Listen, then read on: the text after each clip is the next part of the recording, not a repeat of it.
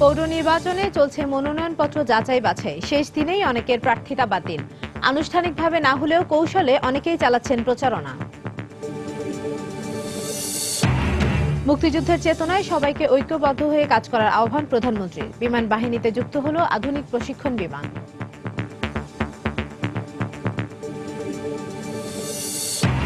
Facebook প্রতিনিধি দলের সঙ্গে স্বরাষ্ট্রমন্ত্রী সহ 2 প্রতিমন্ত্রীর বৈঠক। আলোচনা হবে অভ্যন্তরীণ নিরাপত্তা ছাড়াও বিভিন্ন ইস্যু। চাপ থাকলেও আইএস বিরোধী কোনো জোটে বাংলাদেশের যোগ দেওয়া উচিত নয়, মন্তব্য বিশ্লেষকদের। জাতিসংঘের অধীনে জোট হলে সহযোগিতার আশ্বাস সরকারের। এবং স্বাধীনতা 44 বছরে রপ্তানি আয়ে বাংলাদেশের অর্জন বিস্ময়কর, বলছেন অর্থনীতিবিদরা। নতুন বাজার সৃষ্টি ও রপ্তানি পণ্যের বহুমুখীকরণের তাগিদ।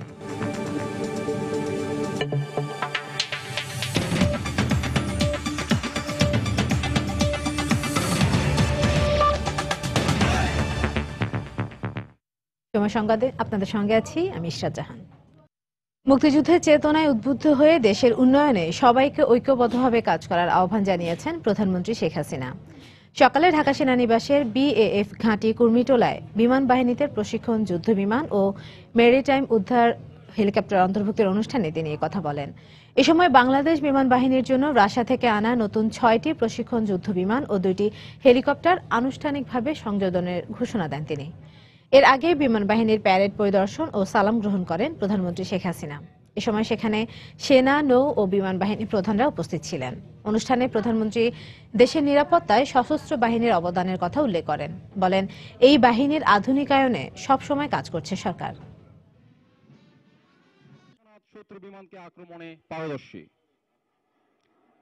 শুধু দর্শক অ্যারোবেটিক্স প্রদর্শনী উপলক্ষে করতালি। বাংলাদেশ দক্ষিণ এশিয়ায় একটা উন্নত সমৃদ্ধ দেশ হিসেবে গড়ে উঠবে। বাংলাদেশ এক শান্তিপূর্ণ দেশ হিসেবে সারা বিশ্বের বুকে তার নিজের স্থান করে নেবে।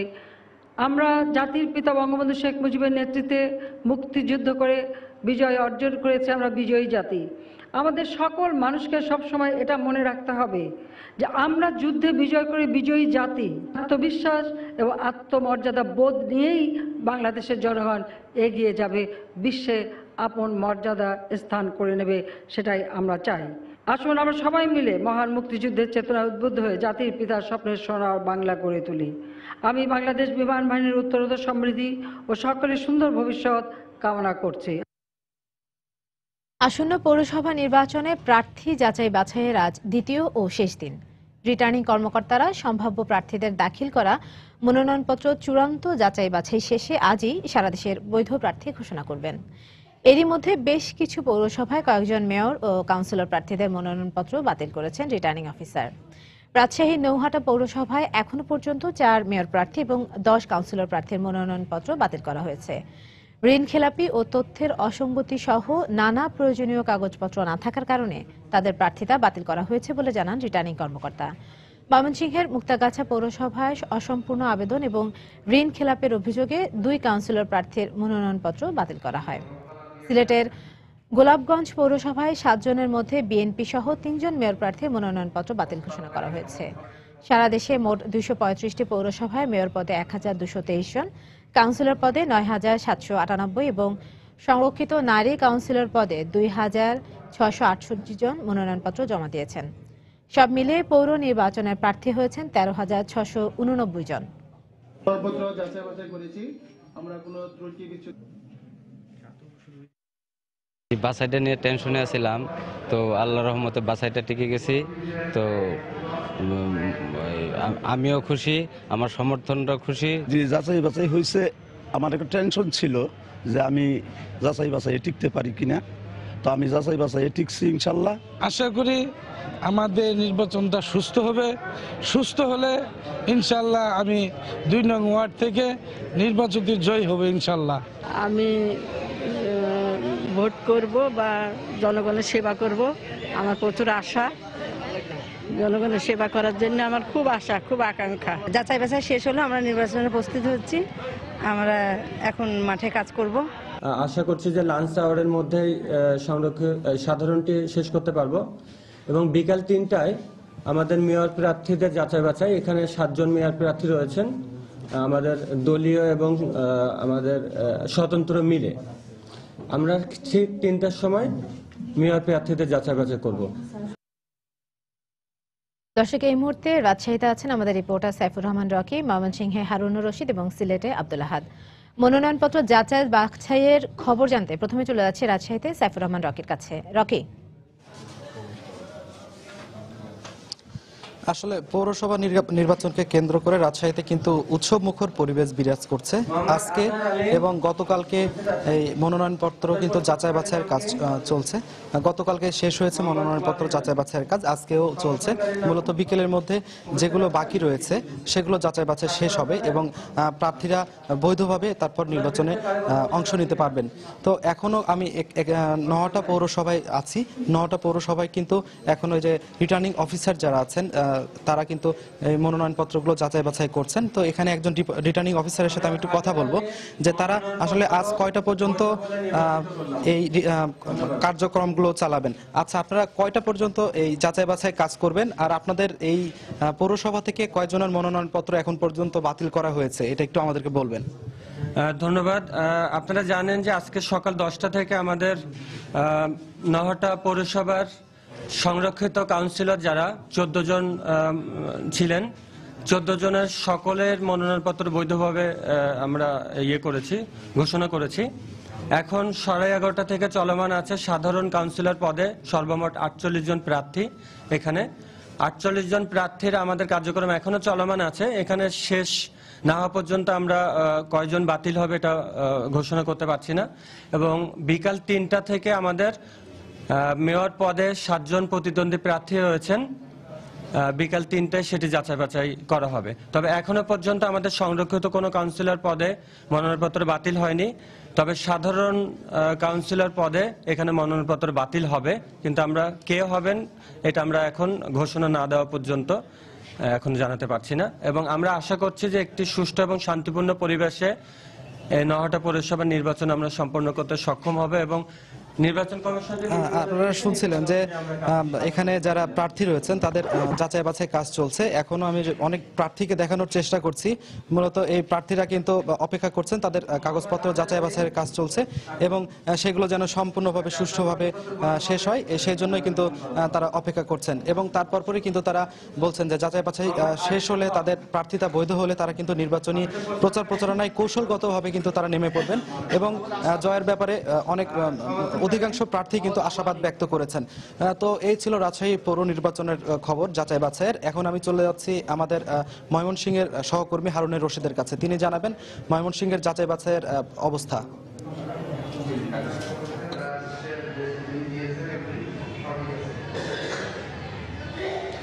ধন্যবাদ রকিব। সারা দেশের মতো ময়মনসিংহেও আসলে আজকে মনোনয়নপত্র যাচাই বাছাই চলছে।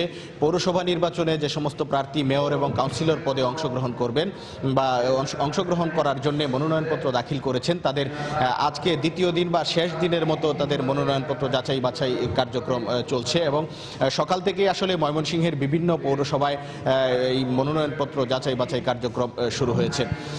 এখানে বলে রাখছি যে ময়মনসিংহের 9টি পৌরসভায় এবছর এবার পৌরসভা নির্বাচন অনুষ্ঠিত হচ্ছে এবং 9টি পৌরসভায় মেয়র পদে 46 জন প্রার্থী এবং কাউন্সিলর পদে 443 জন প্রার্থী অংশগ্রহণ করেছিলেন।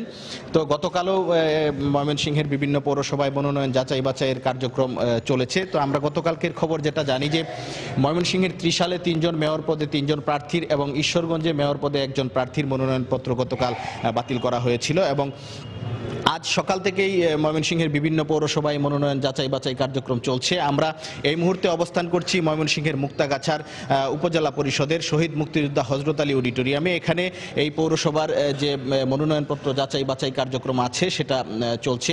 এখানকার রিটার্নিং কর্মকর্তা আলিমুজ্জামান সংশ্লিষ্ট প্রার্থীদের কাগজপত্র পরীক্ষা করে এবং আবেদনপত্র পরীক্ষা করে তিনি যাচাই বাছাই করছেন। তো এখন পর্যন্ত এই পৌরসভায় 2 জন কাউন্সিলর প্রার্থীর মনোনয়নপত্র বাতিল করা হয়েছে। আমরা যেটা জেনেছি যে অসম্পূর্ণ আবেদনের কারণে অর্থাৎ ফরম ঘয়ে স্বাক্ষর না থাকায় মুক্তাগাছার 2 নং ওয়ার্ডের কমিশনার কাউন্সিলর প্রার্থী নিতাই চন্দ্র দে এবং ঋণ খেলাপির অভিযোগ থাকায় 3 নং ওয়ার্ডের আরেকজন প্রার্থী অশোক পাল, এই দুইজনের মনোনয়নপত্র এখানে বাতিল করা হয়েছে এবং পর্যায়ক্রমে অন্যান্য কার্যক্রম চলছে। তো এখানে একটি বিষয় জানিয়ে রাখছি যে গতকালই ময়মনসিংহের বেশিরভাগ পৌরসভার মেয়র এবং কাউন্সিলর প্রার্থীদের বাছাই সম্পন্ন হয়েছে। আজ শুধু ময়মনসিংহের ফুলপুর এবং নান্দাইল উপজেলা, এই দুটো উপজেলার মেয়র পদে বাছাই কার্যক্রম চলছে। তো আমরা যতদূর খবর নিয়েছি এখন পর্যন্ত ওই 2 পৌরসভার মেয়র পদে এখন পর্যন্ত কারো মনোনয়নপত্র বাতিল হয়নি। একটানা এই কার্যক্রম চলতে থাকবে বিকেল 5টা পর্যন্ত।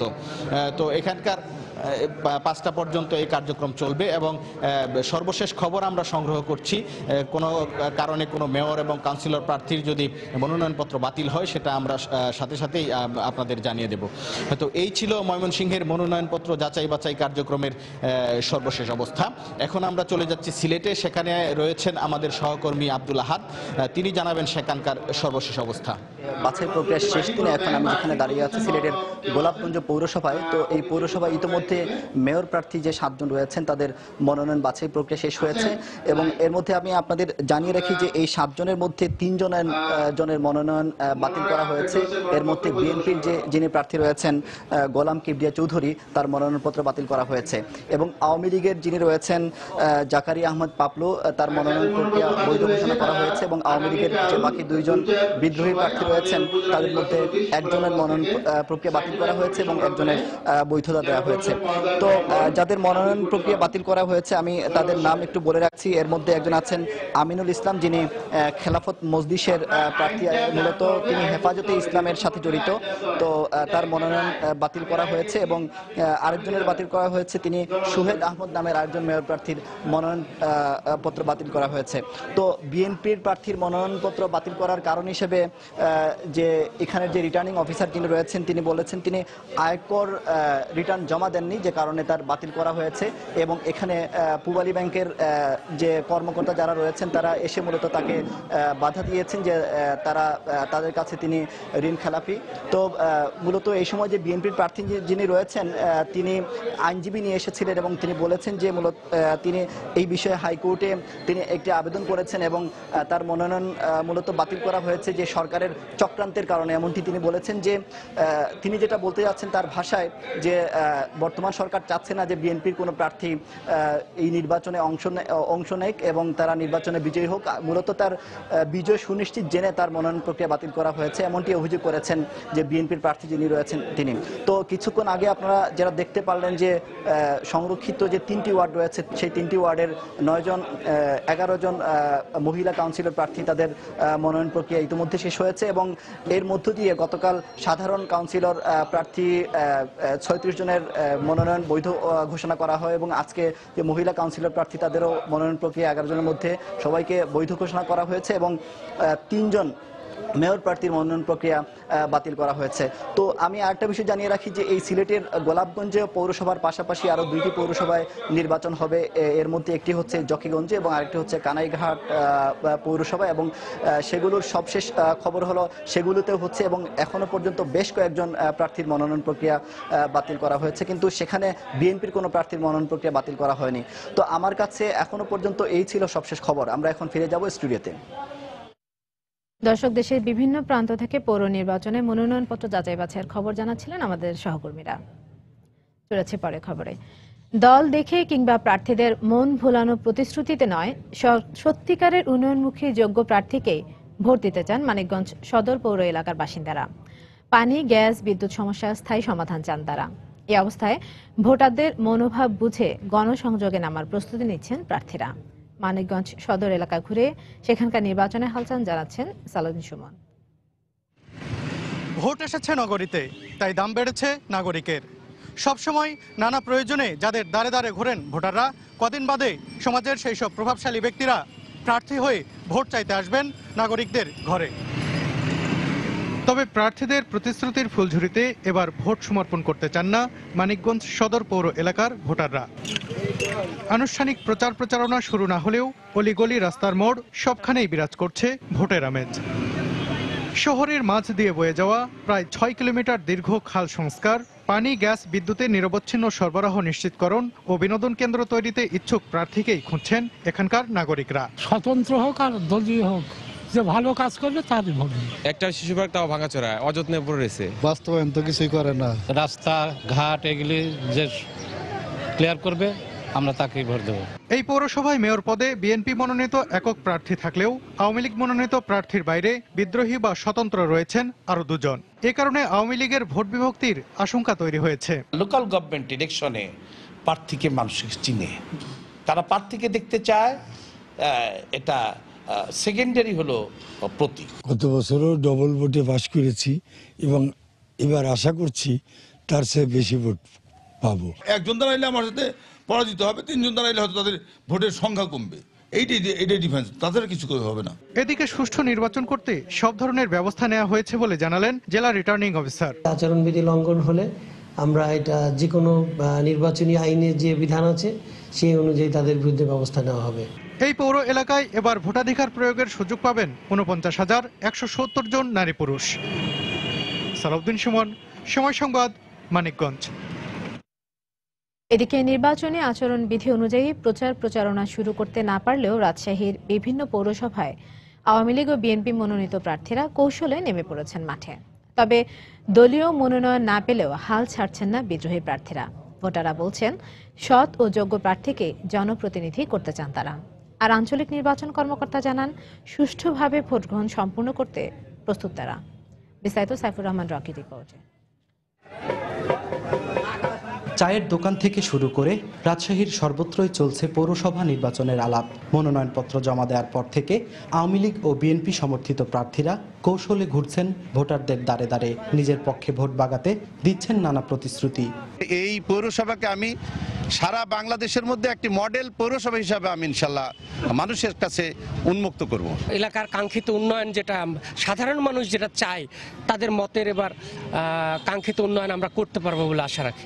আর দলীয় মনোনয়ন না পেলেও স্বতন্ত্র প্রার্থী হিসেবে নির্বাচনী প্রচারণা চালাচ্ছেন আওয়ামী লীগ ও বিএনপির বিদ্রোহী প্রার্থীরা। আমাকে দল মনোনয়ন দেয়নি, কিন্তু স্থানীয় আমার জেলা বিএনপি, যুবদল, ছাত্রদল, স্বেচ্ছাসেবক দল, সকল নেতৃবৃন্দ তারা চাচ্ছে যে আমি নির্বাচন করি। লবিং গ্রুপিং এর কারণেই নৌকা এমন একজনের হাতে দেওয়া হয়েছে, সেই নৌকা নিয়ে এখানে জয়যুক্ত করতে পারবে না। এখানে আমি মনে করি যে নতুন প্রজন্ম আমাকেই প্রয়োজন। তবে ভোটাররা বলছেন সৎ ও যোগ্য প্রার্থীকেই নির্বাচিত করতে চান তারা। যে আমাদের পৌরসভার উন্নয়ন করবে এরকম প্রার্থী আমরা বেছে নেব ইনশাআল্লাহ। আমরা চাই নতুন প্রজন্ম যারা আমাদের দিকে সামনের দিকে এগিয়ে নেবে। অবাধ ও সুষ্ঠু নির্বাচনের লক্ষ্যে সব প্রস্তুতি সম্পূর্ণ হয়েছে বলে জানালেন আঞ্চলিক নির্বাচন কর্মকর্তা। শান্তিপূর্ণ নির্বাচনের জন্য যাদেরকে নিয়োগ করা প্রয়োজন, যেভাবে শান্তি অর্জন করা যাবে, শান্তি পরিবেশ রাখা যাবে, সেভাবে আমরা ব্যবস্থা নিব। প্রতিটি পৌরসভায় 9টি করে ওয়ার্ড রয়েছে। মোট 139টি কেন্দ্রে একযোগে 30 ডিসেম্বর ভোট গ্রহণ অনুষ্ঠিত হবে। সাইফুর রহমান রকি, সময় সংবাদ, রাজশাহী। ফেসবুক কর্তৃপক্ষের 2 সদস্যের সঙ্গে বৈঠকে বসেছেন স্বরাষ্ট্রমন্ত্রী আসাদুজ্জামান খান কামাল, ডাক ও টেলিযোগাযোগ প্রতিমন্ত্রী তারান হালিম এবং তথ্য ও যোগাযোগ প্রযুক্তি বিষয়ক প্রতিমন্ত্রী জুনায়েদ আহমেদ পলক। সকালে সচিবালয়ে স্বরাষ্ট্র মন্ত্রণালয়ে এই বৈঠক শুরু হয়। অভ্যন্তরীণ নিরাপত্তা সহ বিভিন্ন বিষয় নিয়ে আলোচনার আগ্রহ প্রকাশ করে ফেসবুক কর্তৃপক্ষকে চিঠি দেন ডাক ও টেলিযোগাযোগ প্রতিমন্ত্রী। এরই প্রেক্ষিতে ফেসবুক কর্তৃপক্ষ এশিয়া প্যাসিফিক অঞ্চলের 2 জন প্রতিনিধি বিক্রম লাম ও দীপালি লিবারহ্যামকে বাংলাদেশে পাঠান। তাদের সঙ্গে বৈঠকে বসেছেন স্বরাষ্ট্রমন্ত্রী ও 2 জন প্রতিমন্ত্রী। গত 18 নভেম্বর থেকে বাংলাদেশে ফেসবুক সহ কয়েকটি অ্যাপ বন্ধ রয়েছে।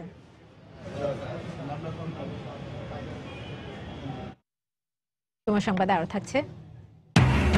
পাট রপ্তানি নিষিদ্ধ করায় আন্তর্জাতিক বাজার হারানোর আশঙ্কা ব্যবসায়ীদের। প্রয়োজনীয় যোগান নিশ্চিত হলে নিষেধাজ্ঞা প্রত্যাহারের আশ্বাস সরকারের। দেশে জঙ্গি সংগঠন আইএসের অস্তিত্ব আছে বলে পশ্চিমা বেশ কয়েকটি দেশ দাবি করলেও এই মুহূর্তে আইএস বিরোধী কোনো জোটে বাংলাদেশের যোগ দেওয়া উচিত হবে না বলে মনে করছেন আন্তর্জাতিক সম্পর্ক বিশ্লেষকরা। পররাষ্ট্র মন্ত্রণালয় বলছে, কোনো দেশের নয়, জাতিসংঘের উদ্যোগে কোনো জোট গঠিত হলে যোগ দেওয়ার ব্যাপারে আপত্তি থাকবে না বাংলাদেশের। রিপোর্ট এহসান জুয়েলের। মধ্যপ্রাচ্য ভিত্তিক জঙ্গি সংগঠন আইএসের তৎপরতা বন্ধ করতে 2014 সালের সেপ্টেম্বর মাস থেকে জোট গঠন করে যুক্তরাষ্ট্র। 10 দেশের এই জোট আইএসের বিরুদ্ধে দফায় দফায় বিমান হামলা চালায়। এখনো চলছে সে হামলা। কোনো জোটে না গিয়ে রাশিয়াও পৃথকভাবে বিমান হামলা চালাচ্ছে সিরিয়ায়। আর সম্প্রতি প্যারিস হামলার পর ফ্রান্সের উদ্যোগে যুক্তরাষ্ট্রের জোটভুক্ত দেশগুলো এবং রাশিয়াকে নিয়ে একটি বৃহত্তর জোট গঠনের চেষ্টা চলছে। আন্তর্জাতিক এমন সব তৎপরতার মধ্যে পশ্চিমা দেশগুলোর পক্ষ থেকে বাংলাদেশে আইএসের অস্তিত্ব থাকার দাবি করে দেয়া হচ্ছে নানা বিবৃতি। সরকারের পক্ষ থেকে অবশ্য বলা হচ্ছে চাপ তৈরি করতেই এ ধরনের তৎপরতা। বাংলাদেশে যদি আজকে আইএস আছে বা জঙ্গিবাদ আছে বা আছে, এই ধরনের যদি একটা স্বীকৃতি আদায় করতে পারে, তাহলে আমাদের অবস্থাটা কি হবে সেটা কি দেশের মানুষ একবার ভেবে দেখবেন? এই অবস্থায় আন্তর্জাতিক সম্পর্ক বিশ্লেষকদের মতে নানামুখী চাপ থাকলেও আপাতত আইএস বিরোধী কোনো আন্তর্জাতিক জোটে যোগ দেওয়া উচিত হবে না বাংলাদেশের। আইএস এর ব্যাপারে ইনডাইরেক্টলি একটা বাংলাদেশকে প্রেশারাইজ করা হয়। আমি বলবো যে এটাতে বাংলাদেশে না যাওয়াটাই ভালো। বরং বাংলাদেশ গভর্নমেন্ট যে কথাটা বলতে পারে বা আমাদের সিকিউরিটি এজেন্সিগুলো যেতে বলতে পারে যে আমরা পূর্ণ সহযোগিতা দেব। কোনো বিশেষ রাষ্ট্রের অধীনে কোনো জোটে জয়েন করা, তাতে হয় কি একটা স্পষ্টভাবে নিজের পজিশনটা খুব বেশি ক্লিয়ার করে দেখা যায় এবং বাংলাদেশের আরও বোধহয় নিরাপত্তা ঝুঁকিটা হয়তো বাড়িয়ে দেবে। পররাষ্ট্র মন্ত্রণালয়ের পক্ষ থেকে বলা হচ্ছে কোনো দেশ নয়, জাতিসংঘের উদ্যোগে জোট হলে সহযোগিতা করবে বাংলাদেশ। আইএস বিষয়ে জাতিসংঘের নেতৃত্বে যদি কিছু কার্যক্রম গ্রহণ করা হয়, বাংলাদেশ সেটাতে অংশগ্রহণ করবে এবং বাংলাদেশ হিউম্যানিটেরিয়ান গ্রাউন্ডে যে রিহ্যাবিলিটেশন, প্রচুর শরণার্থী ডিসলজড হয়ে যাচ্ছেন, তাদের সহায়তার জন্য ডাক্তার, নার্স বা প্রশিক্ষণ বা শিক্ষা সহায়তা এগুলি হতে পারে। তবে আইএস ইস্যুতে আভ্যন্তরীণ নিরাপত্তা জোরদার করার পাশাপাশি আন্তর্জাতিক সহযোগিতা নেওয়া যেতে পারে বলে মনে করছেন বিশ্লেষকরা। হিসান জুয়েল, সময় সংবাদ, ঢাকা। দিনাজপুরে কান্তজিউ মন্দিরের রাসমেলার যাত্রা প্যান্ডেলে ককটেল হামলার ঘটনায় বিস্ফোরক আইনে একটি মামলা করা হয়েছে। গতরাতে মেলার ইজারাদার হারেসউদ্দিন বাদী হয়ে কাহারোল থানায় মামলাটি দায়ের করেন। এদিকে কাহারোল থানার ভারপ্রাপ্ত কর্মকর্তাকে প্রত্যাহার করার পর থানার second officer sub inspector Tajul ইসলামকে চলতি দায়িত্ব দেওয়া হয়েছে। মেলা চললেও যে কোনো ধরনের অপ্রীতিকর পরিস্থিতি এড়াতে গতকাল থেকে যাত্রা ও সার্কাস বন্ধ রয়েছে। তবে মেলার নিরাপত্তায় কাজ করছে কাহারোল ও বীরগঞ্জ থানা পুলিশ। পাশাপাশি মোতায়েন রয়েছে র্যাব ও গোয়েন্দা পুলিশ। শুক্রবার রাত 12:30টার দিকে দিনাজপুরের কান্তজিউ মন্দিরে যাত্রাপালা চলার সময় ককটেল হামলা চালায় দুর্বৃত্তরা।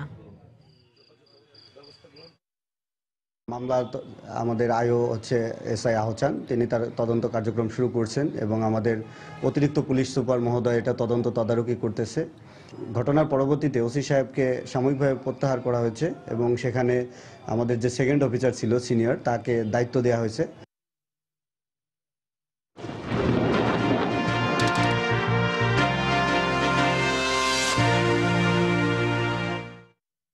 স্বাধীনতা ৪৪ বছরে রফতানি আয়ে বাংলাদেশের অর্জনকে বিস্ময়কর বলে মনে করেন অর্থনীতিবিদরা। ১৯৭২-৭৩ অর্থ বছরে মাত্র ৩৪ কোটি মার্কিন ডলারের রফতানি আয় গেল অর্থ বছরে পৌঁছেছে প্রায় ৩,২০০ কোটি ডলারে। বিশ্লেষকরা বলছেন, আগামীতে মধ্যম আয়ের দেশের চ্যালেঞ্জ মোকাবিলায় বাংলাদেশকে এখন নজর দিতে হবে নতুন বাজার সৃষ্টি ও রপ্তানি পণ্যের বহুমুখীকরণের দিকে। মোস্তফা মাহবুবের রিপোর্ট। ১৯৭১ সালে অর্থনৈতিক মুক্তির স্বপ্ন নিয়ে পাকিস্তানি শোষণ শাসনের বিরুদ্ধে যুদ্ধ করেছিল বাঙালি জাতি। স্বাধীনতার 4 দশক পর সে স্বপ্ন অর্জনের পথে অনেকটাই এগিয়েছে দেশ।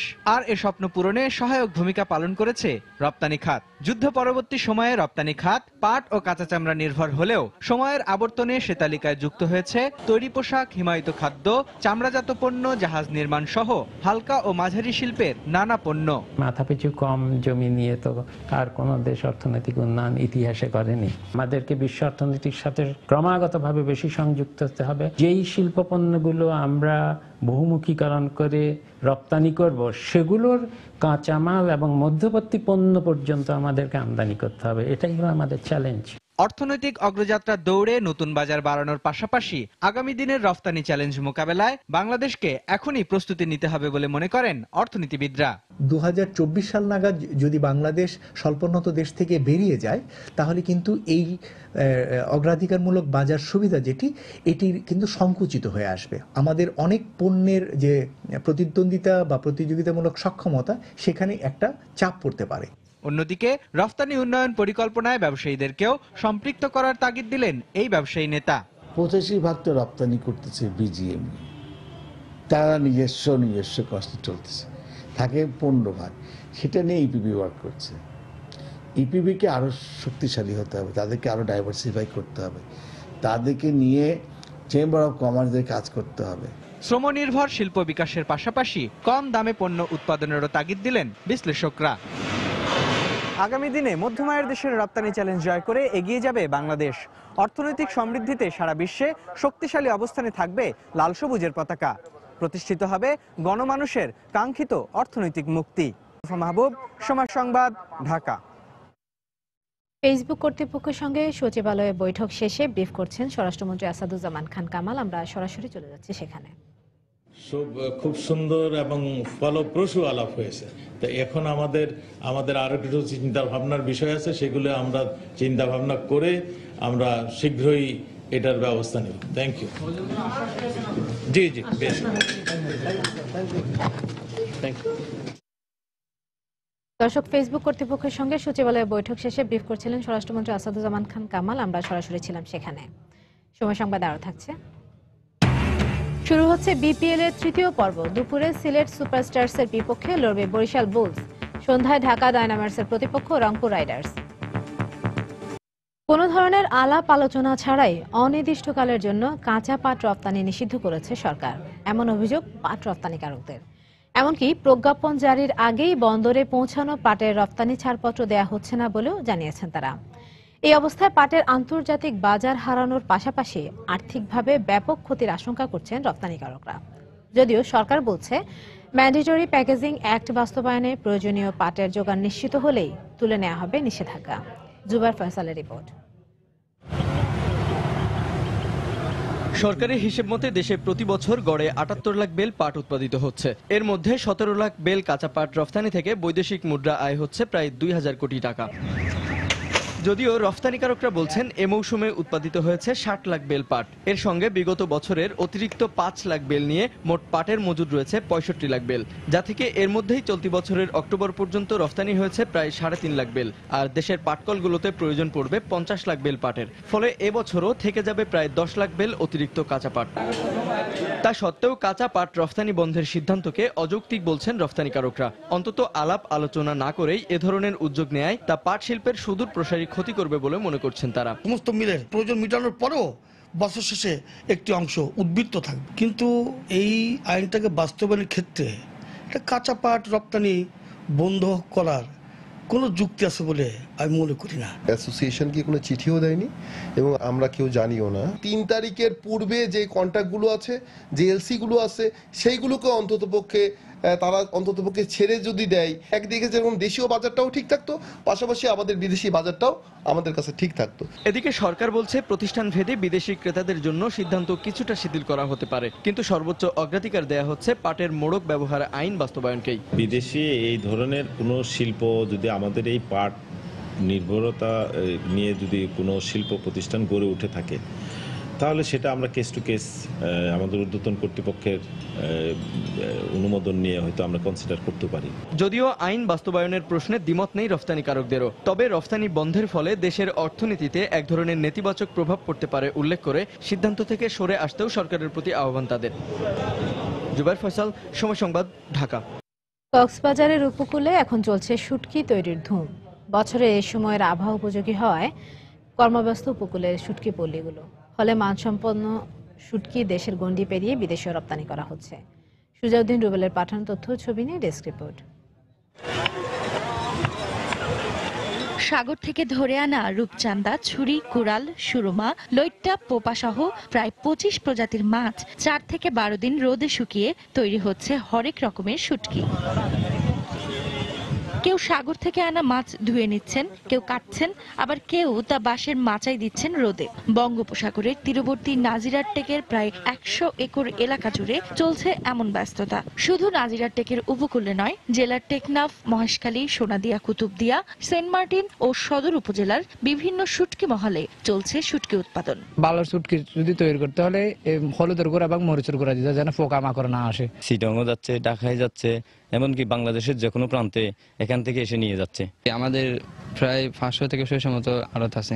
সরকারি সহযোগিতা পেলে শুটকি দেশের চাহিদা মিটিয়ে বিদেশেও রপ্তানি বাড়ানো সম্ভব বলে জানালেন এই মৎস্য ব্যবসায়ী নেতা। এখানে রাস্তাঘাটের যে অবস্থা, সরকারের আরো একটু নজর দেওয়া দরকার। সরকারের সহযোগিতা যদি আমরা পাই তাইলে আরো উন্নতি করতে পারবো। কক্সবাজার জেলা মৎস্য অধিদপ্তরের কর্মকর্তা জানালেন, কীটনাশক মুক্ত স্বাস্থ্যসম্মত শুটকি তৈরিতে সব ধরনের সহায়তা করা হচ্ছে।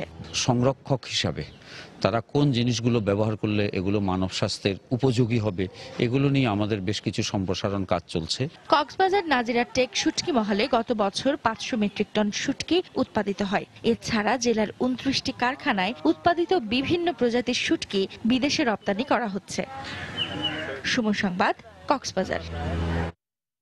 পঞ্চগড়ে দিন দিন জনপ্রিয় হয়ে উঠছে কমলার চাষ। আর উৎপাদিত কমলার রং, স্বাদ এবং ঘ্রাণ ভারতের দার্জিলিংয়ের কমলার মতো বলেই দাবি স্থানীয়দের। ফলে বাণিজ্যিকভাবে কমলা চাষ করে লাভের মুখ দেখছেন জেলার কমলা চাষিরা। আব্দুর রহিমের পাঠানো তথ্য ছবি নিয়ে ডেস্ক রিপোর্ট। 2007 সালে জেলার কৃষি সম্প্রসারণ অধিদপ্তরের মাধ্যমে কমলা উন্নয়ন প্রকল্প হাতে নেয় কৃষি মন্ত্রণালয়। এ সময় সদর উপজেলা সাতমেরা, হাড়িভাষা, চামলাহাট সহ বেশ কিছু এলাকায় বাণিজ্যিকভাবে কমলার চাষ শুরু করেন কৃষকেরা। আর উপযুক্ত সময়ে গাছে ফলন আসায় এখন বদলে গেছে বাগানের দৃশ্য। প্রতিটি গাছে থোকায় থোকায় ঝুলছে কাঁচা পাকা কমলা। মৌসুমের শুরু থেকে চলছে বেচা কেনাও, আর দাম ভালো পাওয়ায় লাভের মুখ দেখছেন কমলা চাষিরা। এবার আমার গাছে আশানুরূপ ফল দিছে বেশ কিছু গাছে। আমি আশা করি এই সমস্ত ফল বিক্রি করে আমি লাখ 2 টাকা পাবো। ভারতের চেয়ে আমাদের পঞ্চগড়ের যে কমলা, এটার মান অনেক বেশি উৎকৃষ্ট। এখানে এটা রসালো এবং অনেক মিষ্টি। এদিকে পঞ্চগড়ের আবহাওয়া ও মাটি কমলা চাষের জন্য বেশ উপযোগী বলে মনে করেন এই পরিবেশবিদ। পঞ্চগড়ে দেশের অন্যান্য অঞ্চলের তুলনায় খুব তাড়াতাড়ি শীত আসে এবং খুব দেরি থেকে শীত যায়। এইরকম মৃত্তিকা এবং জলবায়ু কমলা চাষের জন্য খুব উপযোগী। আর জেলার কৃষি কর্মকর্তা বলছেন, বাণিজ্যিকভাবে কমলা চাষে কেউ এগিয়ে এলে সহযোগিতা দেয়া হবে। কৃষকদেরকে নানাভাবে কারিগরি সহায়তা দিচ্ছি, তাদেরকে উৎসাহিত করার জন্য বিভিন্ন রকমের উদ্বুদ্ধকরণ কর্মসূচি গ্রহণ করেছি। পঞ্চগড় জেলায় প্রায় 73 হেক্টর জমিতে কমলা চাষ করা হয়েছে। আর চলতি মৌসুমে উৎপাদনের লক্ষ্যমাত্রা ধরা হয়েছে 2500 মেট্রিক টন। সময় সংবাদ, পঞ্চগড়। দেশের বাইরের খবর। নাইজেরিয়া সীমান্তবর্তী দেশ চাঁদের কলফুয়া উপদ্বীপে আলাদা 3টি আত্মঘাতী বোমা হামলায় নিহত হয়েছেন কমপক্ষে 30 জন। এতে আহত হন আরও অন্তত 80 জন। সাম্প্রতিক সন্ত্রাসী হামলার প্রেক্ষিতে জারি করা জরুরি অবস্থার মধ্যেই এই হামলা চালানো হয়। সহিংসতা থেকে প্রাণ বাঁচাতে এই দ্বীপের মানুষগুলো দ্বীপে আশ্রয় নিয়েছিলেন। পুলিশের মুখপাত্রের বরাতে সংবাদ সংস্থা এপি জানায়, 3টি আত্মঘাতী হামলাতে অংশ নেয় 3 জন নারী। নাইজেরিয়ার উত্তরাঞ্চলীয় এলাকা থেকে সশস্ত্র সংগঠন বোকো হারামকে সরিয়ে সরকারের নিয়ন্ত্রণ আরোপে সহযোগিতা করেছিল চাঁদ কর্তৃপক্ষ। এই আত্মঘাতী হামলা তারই প্রতিশোধ বলে ধারণা করা হচ্ছে। আন্তর্জাতিক মানবাধিকার সংস্থা অ্যামনেস্টি ইন্টারন্যাশনালের তথ্য মতে গেল 2009 সাল থেকে বোকো হারাম ও সরকারি বাহিনীর মধ্যে সহিংসতায় 17,000 মানুষ প্রাণ হারিয়েছেন, যাদের অধিকাংশই বেসামরিক নাগরিক। বিপিএল এর খবর। চট্টগ্রাম ঘুরে বিপিএল আবার ঢাকায়। তৃতীয় পর্বের জমজমাট লড়াই আয়োজনের প্রস্তুত মিরপুরের হোম অফ ক্রিকেট। আজ দিনের প্রথম ম্যাচে সিলেট সুপারস্টার্সের বিপক্ষে মাঠে নামবে বরিশাল বুলস। তলানিতে থাকা সিলেট এই ম্যাচ দিয়ে জয়ের ধারায় ফিরতে মরিয়া। অন্যদিকে ক্রিস গেইল অনুশীলনের মঞ্চে ঘোষণা দিলেন বরিশালে জয়ের ধারা সচল রাখার। মিরপুরে 2 দলের ম্যাচটি শুরু হবে দুপুর 2:30টায়।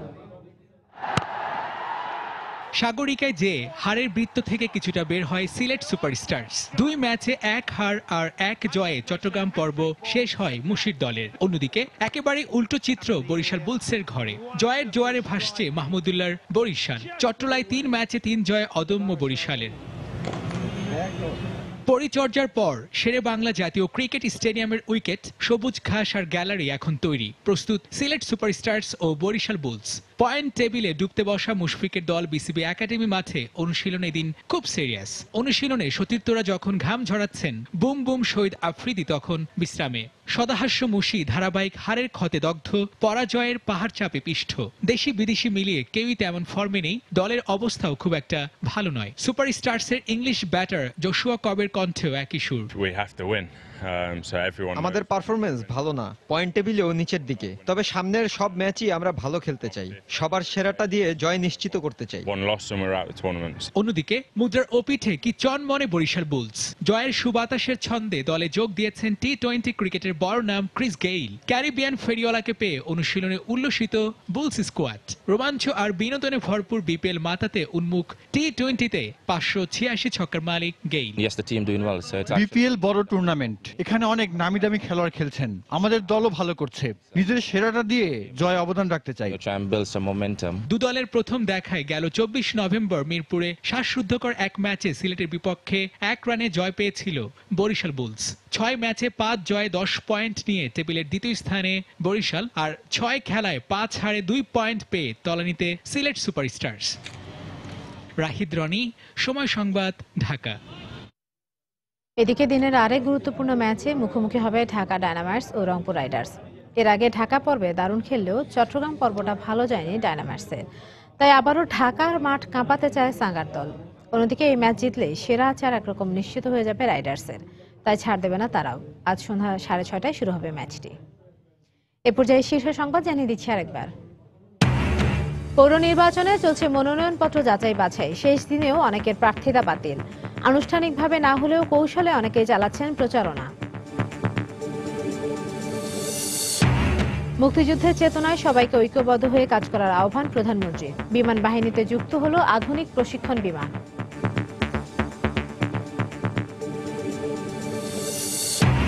শিগগিরই ফেসবুক খুলে দেওয়ার সিদ্ধান্ত নেওয়া হবে, প্রতিনিধি দলের সঙ্গে বৈঠক শেষে জানালেন স্বরাষ্ট্রমন্ত্রী।